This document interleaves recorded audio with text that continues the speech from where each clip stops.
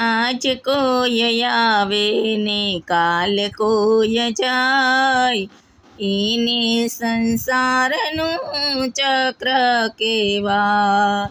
કોઈ છે હરખમાં ને કોઈ દુઃખી થાય, એને સંસારનું ચક્ર કહેવાય. ઉગેલા સૂરજને આથમવું પડશે, ખીલેલા ફૂલોને કરમાવું પડશે.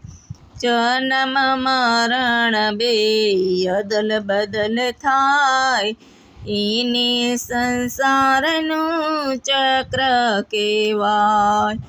આજ કોઈ આવે ને કાલ કોઈ જાય, એને સંસારનું ચક્ર કહેવાય.